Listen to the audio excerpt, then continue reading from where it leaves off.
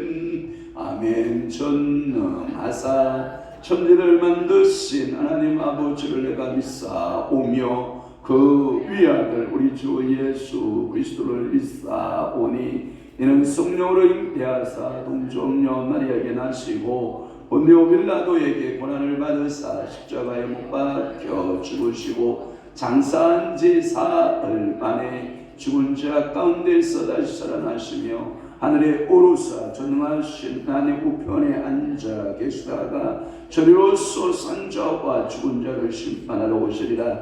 성령을 믿사오며 거룩한 공예와 성도와 설교동하는 것과 죄를 사하여 주시는 것과 몸이 다시 사는 것과 영원히 사는 것을 믿사옵나이다. 아멘. 도가니는 은을, 풀무는 금을 연단하거니와 여호와는 마음을 연단하시느니라.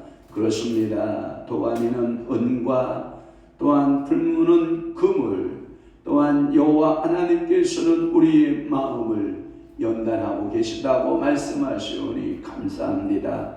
은은 6번 도가니에 들어가고 금은 7번 풀무에 들어갈 때 온전한 순금이 되고 순금이 되듯 오늘도 여호와께서 연단하시는 그 도가니에 또는 풀무에 우리가 들어갈 때 하나님 아버지여 온전한 자로 하나님께 세움받으시는 줄로 믿사오니 우리가 연단받을 때 불평하지 않게 하시고 감사하게 하여 주옵소서.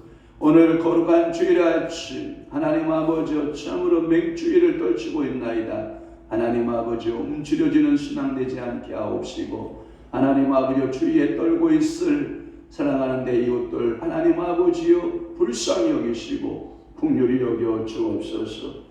하나님 오늘 거룩한 주일 아침 이 새벽에 그리고 주일 낮에 그리고 하나님 주일 오후 예배에 그리고 오늘 광명시교회 하나님 아버지 사랑하는 목회자들의 모임이 있사오니 하나님께서 그 모임까지도 온전히 성삼위 하나님 사로잡으시고 주의 아름다운 사랑의 공동체, 나눔의 공동체가 되도록 우리 아버지께서 은혜 베푸시고 큰 신령한 은혜와 기름진 복들로 저희들에게 채워주시고 복 내려 주시옵소서. 예수 그리스도의 이름으로 축복하며 기도하옵나이다. 아멘.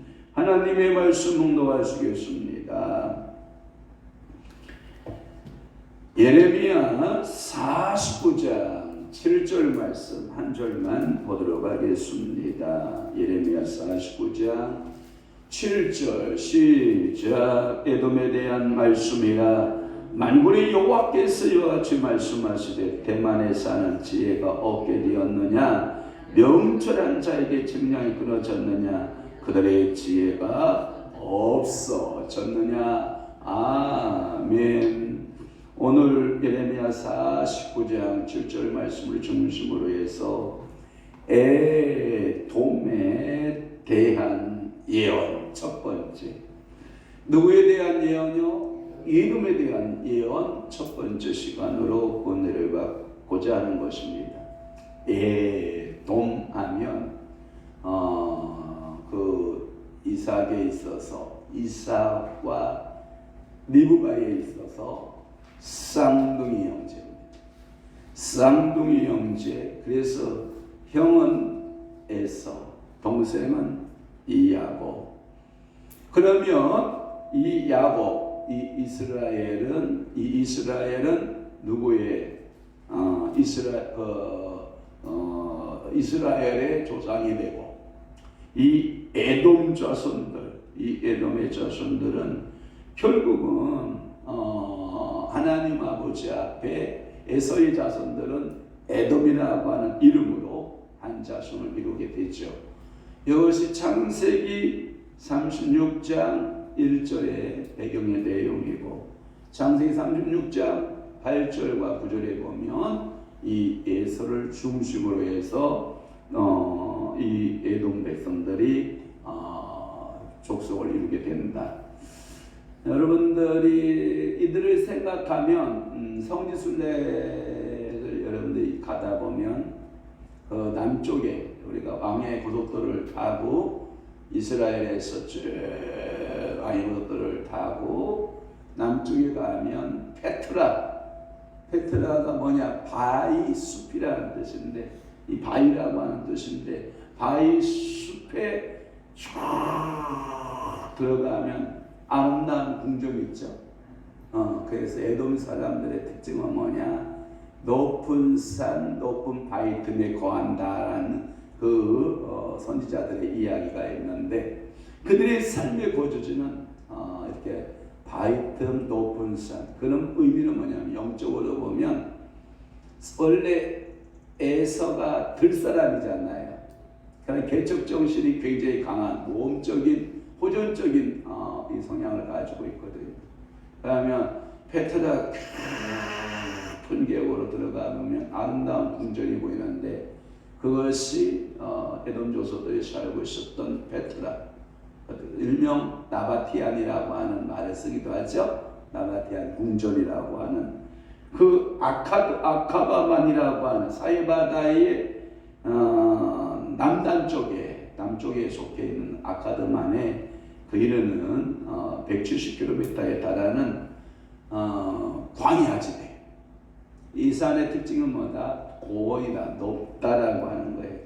또 하나, 이 산에 여러분들이 가보시면 알겠지만 험악합니다. 굉장히 산이 험준하고 험악하고, 그 지대에 자신의 삶의 거주지를 두었던, 그래서 바위 틈에 사는 사람들, 에돔 족속들, 뭐 이렇게 볼 수가 있어요. 이 에서는 야곱과의 관계 속에서 항상 불화관계에 있어요. 뭐 처음에 이제 야곱 나귀에서 20년 만에 만나는 형제에는 좋잖아요. 그럼에도 불구하고 이 자손들의 관계는 그렇게 우호적이지 않다. 한 형제이면서도 그렇게 우호적인 관계를 갖지를 못하고 늘 이스라엘, 야곱을 말하는 거예요. 이스라엘과 야곱 족속들과 항상 불화의 관계에서 놓여있던 이 족속, 쌍둥이 형제이지만 그렇게 좋은 관계가 아닌 이 에돔, 여러분들이 기억하셔야 될 것입니다. 역사적으로 살펴보면 한 9가지 정도로 정리가 가능한데요. 이 9가지가 뭐냐? 첫째는 뭐냐면 이스라엘이 출애굽할 때 우리는 너의 형제지 않느냐, 길을 터라 할 때 신명기 23장 7절에서 8절 말씀에 보면 이 에돔은 그냥 통과하게 하는 형제를 또 발휘하게 봐요. 그러니까 그럴 때 보면 야, 길을 터줘라, 우리가 다시 젖바꾸려다 가련다 할 때 이들을 만나게 되는데 그냥 통과하게 되는 내용이 신명기 23장 7절 8절 나와요. 그러면 다윗 왕 때, 다윗이 이제 나라가 굉장히 견고한 때거든요. 다윗 왕 때는. 그리고 정복 사업을 벌여나갈 때 사무엘 8장에 보니까 이 다윗은 그래도 항상 위협적인 모습을, 자기의 나라의 위협적인 모습을 가지고 에돔 족속을 지배합니다. 대단하죠? 그러니까 이게 여러분들이 영적인 힘이 있거나 영적인 여러분들이 바보도 길러야 되고 또한 삶의 분사력의 힘도 있을 때 이렇게 정복하고 지배하는, 다스릴 수 있는 권한이 하나님이 다윗에게 주는 것입니다. 다윗은 다른 별명으로 하면 어떤 킬러라고 그러죠? 블레셋 킬러. 그러니까 블레셋을 두드려 잡을 때 다윗이 되는 꼼짝납니다. 감히 다윗 앞에는 누구도 나설 수 없습니다. 그 모습을 대표적인 여러분 싸움을 가리켜서 블레셋 장수 누구? 골리앗. 그 다음에 다윗.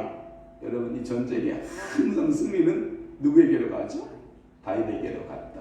그러니까 항상 블레셋의 침입이 있으면 다윗은 여호와께 묻져와 가로되, 여호와께 여쭈어 가로되. 그래서 항상 다윗은 블레셋과의 전쟁, 어떤 전쟁도 그렇지만 누구에게 물어봐요? 여호와께 묻고 전쟁에 나가면 그 전쟁의 전술과 전략을 가르쳐주죠. 그러면 다윗이 순종하게 되고, 그 순종하게 되면 결국은 승리를 하게 되는 그런 하나님의 결과물들을 만들어내죠. 그래서 다윗은 에돔을 지배했다라고 하는 내용이 사무엘하 8장에 나타나고 있어요. 13절 14절에. 그러면 그의 아들 솔로몬 시대는 어떠냐? 이 솔로몬은 세 번째가 이제 솔로몬인데, 이 솔로몬은 에돔의 하닷이라고 하는 그 왕이 있어요. 하닷이라고 하는 그 아들 때문에 열왕기상 11장에 보니까 굉장한 어려움을 당해요. 여러분 솔로몬 생각하면 다윗 하면 뭔가가 하는 모습이 보이죠. 깨끗한 모습을 보이죠. 딱 하나의 사건만 빼고, 누구 사건? 발세바의 사건만 빼고 내 마음에 항상 뭐한 자예요? 합한 자예요. 그러니까 다윗 하면 뭔가 이게 깨끗함이 보이는데, 솔로몬 하면 이게 뭔가가 여러분들에게 이걸 표현을 뭐라고 해야 될까? 날씨로 말하면 흐릿한 날씨. 다윗은 총명한 반면에 솔로몬은 날씨가 흐린 비구름을 잇는 그러한 모습을 가지고 있죠. 왜 그렇죠? 지혜가 없어서 그랬나요? 아니에요. 수많은 처첩을 거느리다 보니까 이 여자들 입방아가 이 지혜를 가려버리죠. 솔로몬 하면 무슨 왕이에요? 지혜의 왕이에요. 그러니까 여러분들이 이 여자들이 교회에서 목사님한테 이래라, 주문 사항이 많으면 많을수록 목사는 생각이 뭐 할 것 같아? 복잡해져. 그러면 맑아질 것 같아? 어려질 것 같아? 흐려져? 그러면 입 다물어야 돼? 안 다물어야 돼? 근데 왜 쉴 새 없이 토해내요? 여러분들은 생각 없이 토해내는 이야기지만 목사님은 생각이 뭐예요? 많아져요, 여러분. 그러니까 그런 거였다. 특히 이제 최고로 목사가 힘든 게 뭐냐면 사모예요. 수다가 쉴 새 없이 말을 하는 사모하고 같이 목회하는 목사님은요 흐려요. 흐려질 수밖에 없어요. 여러분들의 남편한테도요 오직하였으면 이런 말을 썼을까요? 마누라 잔소리, 마누라 바가지. 남편 바가지란 말 잘 써요? 안 써요? 안 써요. 근데 우리 집은 반대인가? 내가 지금 생각해보는 거야. 나는 우리 한스는 막 바가지 긋는 스타일은 아닌데. 전사모 바가지 긋는 스타일이야? 그러니까 여러분들이 더 남편에게 이게 잔소리와 바가지를 긁으면 남편들이 흐려집니다. 왜? 생각이 많아져요. 생각이 많아지면 이게 행동이 단순하다, 복잡하다. 그러니까 솔로몬은 생각이 뭐하는 사람이다? 복잡하다. 그렇게 만든 건 하나님이 만들었다. 주변의 여자들이 만들었다. 주변의 여자 1000명을 건드리고 살려니 얼마나 힘들었겠어요. 1000명이. 어떤 형은 이태던 형이 있을 거고 어떤 형은 조나선 형이 있을 거고 각자 형들이 다 다를 거 아니야. 각자 형들이 다 말을 할 거 아니야. 그것도요 그냥 평민을 얻어온 게 아니잖아. 전부 다 공주들이에요. 각 나라의 공주들을 데려왔으니까. 그래서 솔로몬 시대에는 이 에돔 사람 하닷에 의해서 굉장히 어려움을 당해요. 그러면 어떻게 하면 되냐? 이때는 하나님 앞에 두 손 들면 되거든요. 하나님, 내가 잘못했습니다. 내 행위가 잘못됐습니다. 용서해 주세요 하고 회개하면 되는데 솔로몬이 회개했다 안 했다? 안 했다. 성경에 보니까 그 길로 갔다. 잘못된 길로 갔다. 잘못된 일로 행해왔다. 그러니까 하나님이 버림받을 수가 없는 거, 버림받을 수밖에 없었던 솔로몬이죠. 또 하나 여호사밧 왕이 있어요. 이 여호사밧은 그래도 나름대로 하나님 말씀을 살려고 하잖아요. 그때 에돔에다가 여호사밧이 파송한 석정왕을 그 땅에 두어요. 이게 열왕기상 22장 47절이에요. 그러니까 이 에돔 땅에다가 지금은 대사를 파송하잖아요. 대사 이런 거잖아요. 여러분 총독 빌라도 알아요? 그 다음에 헤롯 알아요? 헤롯 대왕? 여러분들 그렇게 보면 분몽왕 헤롯 이렇게 표현하잖아요. 이렇게 생각하면 돼요. 헤롯은 원래 에돔 사람이잖아요. 여우잖아, 여우. 그가 이스라엘 백성들, 그러니까 그 인심을 끌고 왕으로서의 일을 하려니까 성전을 한 번에 준공한다, 안 한다? 안 한다. 하게 끌고 46년을 성전공사를 하는 거예요. 그러니까 헤롯을 내려오게 하려면 뭐가 중지돼? 성전공사가 중지돼. 그러니까 이 이스라엘 야곱의 후손들이 헤롯 못한다고요. 함부로 못해요. 그러면 그때 당시 총독은 누구였어요? 로마에서 파송된 총독 누구? 빌라도잖아. 헤롯과 빌라도. 그러니까 여러분들이 석정왕을 두었다라고 하는 말은 빌라도 같은 총독을 하나 파송해 준 거야. 여호사밧 시대 때 그 고난을 가졌어요. 지금은 대사라고 하는 말을 많이 쓰지만 그때는 결국은 여호사밧 시대에는 에돔도 이 이스라엘 손에 있었다는 것을 여러분들이 기억하셔야 되고, 또 하나 여러분들이 이스라엘과 유다가 이제 이 나라가 모압하면 뭔 생각이 나요? 모압과 여러분 암몬. 모압하면 이 롯과 큰 딸. 그 다음에 암몬은 롯과 작은 딸. 이 전쟁에 이제 모압과의 전쟁에 있어서는 그때 이 에돔은 팔은 어디로 구워요? 삼촌편 안 들어. 무슨 얘기인지 알아요? 그때 이스라엘 편에 탁 서요. 고마워요, 안 고마워요? 고맙잖아요. 유튜브에 보니까 대전의 장목사가 이런 얘기를 해요. 어느 나라에 줄을 서고 있는 나라가 잘 살고 있느냐는 거예요. 러시아나 중국에 줄 서고 있는 나라 잘 사는 나라 맞느냐는 거예요. 있어요, 없어요? 거의 없죠? 그런데 그 나라에 줄 서고 있는 나라는 그래도 잘 살고 있지 않냐? 밥은 먹고 이고 있지 않냐? 나름대로는 인간의 삶의 기본은 하고 있지 않느냐? 뭐 이런 말을 하더라고요. 그래서 제가 그런 거 맞는 것 같다. 그러니까 우리가 어디에 줄 설 것이냐 중요하거든요. 우리는 첫째는 하나님께 줄을 서고, 아멘. 그 다음에 이왕이면 되는 나라, 잘 되는 나라하고 줄을 서는 게 좋잖아요. 뭐 난 정치적인 얘기를 하자고 하는 얘기가 아니라, 그러니까 이 결정적인 어려움의 시대에 딱 만났을 때에는 이 에돔이 모압 편 안 들어요. 형제 편 들어요, 형제. 그러니까 이게 팔이 안으로 굽는 거 맞아요. 여섯 번째가 뭐냐면 여호람 시대.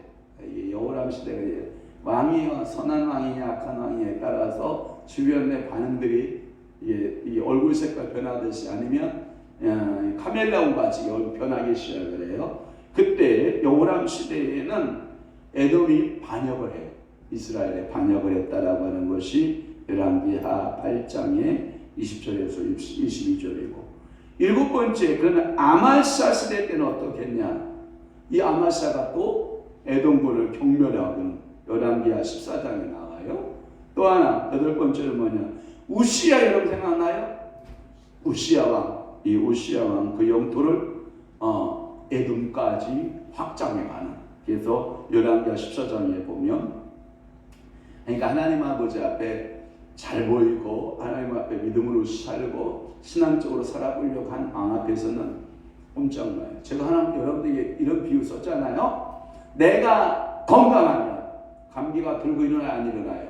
안 일어나요. 왜? 면역력이 있어서 눌러 임마 쫙 눌러요. 누가 그러더라고요. 저는 정확한 의사의 지식이 없어서 그냥 들은 얘기로만 여러 말씀드리는데, 우리 체내에 암세포들이 생길까요, 안 생길까요? 생겨요. 매일 생긴다 그래요. 그러면 정상적인 T인파구라고 하는 그 인파구가 와서, 야, 이게 감이 심해 생기는 거야. 가서 점이요, 쓸어 해가지고 이게 다 여러분들 쓸어내고 사는 거예요. 면역력을 가지고 이기는 거예요. 자, 중국 독감. 지금 우리 주변에 돌아요, 안 돌아요? 성모사님 어제 임재 가운데 개칭 끝났다는데 진출 안 하잖아. 할렐루야. 오늘 이후로 계속 끝난 거예요. 근데 이제 청교원사님이 하나님 향해서 생각을 삐딱하게 하거나 마음을 삐딱하게 먹거나 그러면 그때 이렇게 나오는 거야. 이게 어쩔 수 없는 거야. 그러니까 이게 하나님 앞에서 우리가 바로 세움 받으면 여러분들의 면역력이 좋아지는 거야. 영적인 면역력이 좋아지고, 제가 어저께도 이렇게 눈을 감고 있는데, 잠을 자려고 이렇게 눈을 감고 있는데 어둠들이 찔러보더라. 찔러봐요. 어둠들이 와서요. 꾹꾹 찔러. 정말 귀찮게 하지만 나 지금 예수의 이름으로 피 뿌리고 잘 거다. 예수의 이름으로 피 뿌리고 잡니다. 주여 잠을 주옵소서. 사랑하는 자에게 잠을 주신 내 모든 문제들 다 주님 앞에 있다 드리오니 주님께서 결정하시고 해결하시고 모든 것 주님이 일하여 주시기를 원합니다 하고 주님 앞에 의탁하고 자니까 어둠들은 스르르 사라지고 없는 거거든요. 만약에 내가 어둠 붙들고 이렇게 가슴에 붙들고 생각이 그 어둠 붙들고 불안에 떨기 시작을 하고 막 염려하고 하면 잠 자요, 못 자요? 못 자요. 그러면 뭐가 생겨요? 불안정세가 생기죠.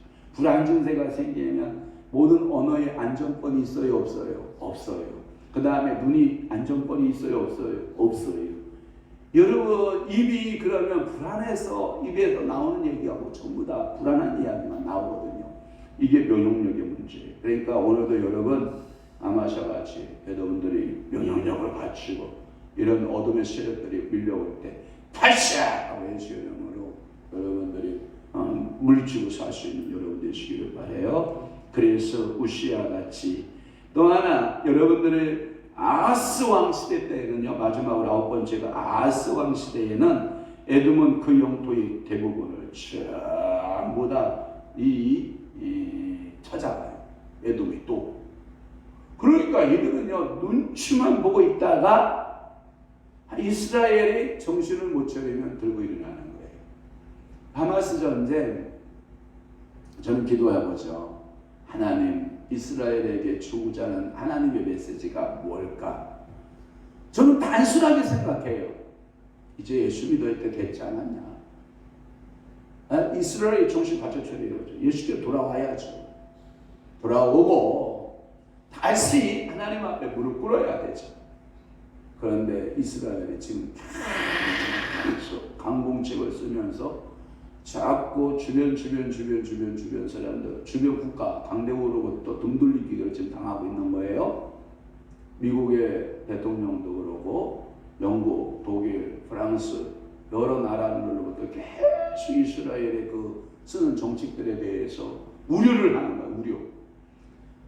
대놓고 반대는 못하겠지만, 원체 이 이스라엘 파워력이, 이 영향력이 크니까, 그래도 우려를 계속하고 있는데, 제 생각은 그래요. 돌아오라. 누구에게로? 예수께로 돌아와라 라고 하는 하나님의 부르심이지 않을까 하는 생각을 저는 해보면서, 블레셋이 이 가자지구가 완전히 초토화되고 있는 모습을 보면, 뭐 성경적으로 항상 블레셋 족속들은 하나님의 사람들에 의해서 초토화됐기 때문에 성경대로 되어가는 것이다라고 저는 믿지만, 그래도 주변 국가들로부터 이렇게 인심 좀 얻어가면 얼마나 좋을까 하는 생각도 해보는 거예요.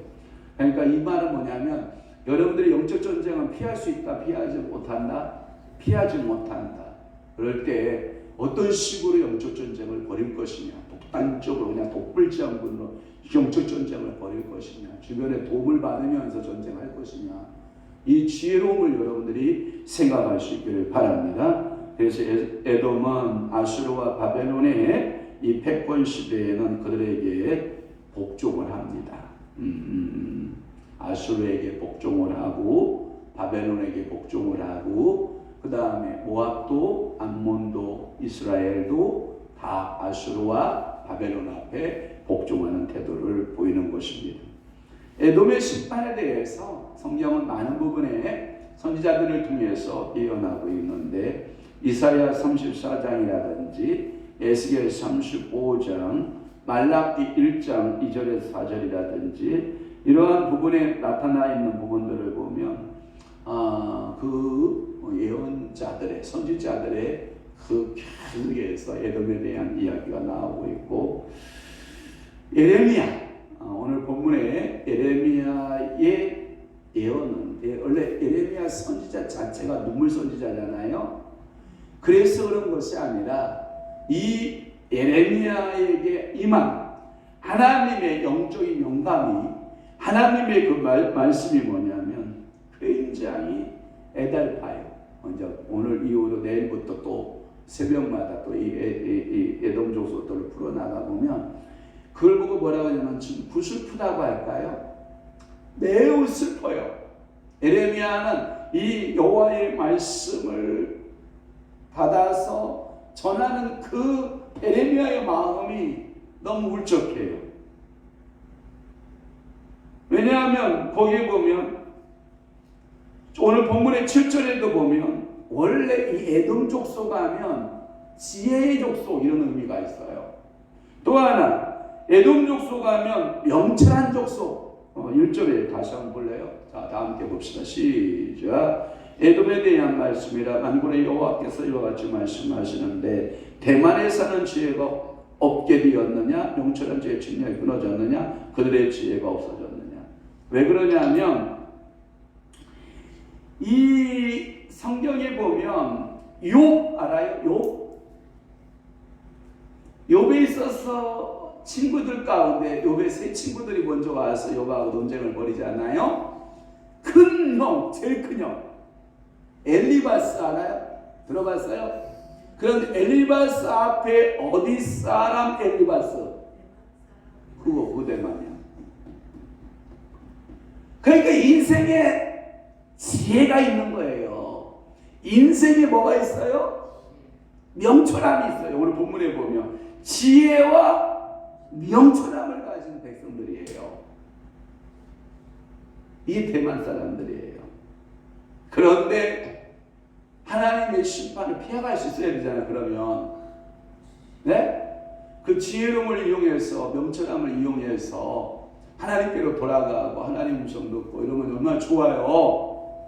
그런데 성경은 뭐라고 나오냐면 7절에 에돔에 대한 말씀이라, 그것은 에돔에 대한 심판에 대한 말씀이다. 에돔은 전부 다 깍두기가 싹 벗겨질 것이다. 머리부터 발끝까지 그 전부 도력당하여 완전한 알몸이 될 것이다. 거지가 된다 이 말이에요. 적신이 된다 이 뜻이 이 말의 의미인데, 그래서 에돔이 완전한 심판 가운데 있다라고 하는 거예요.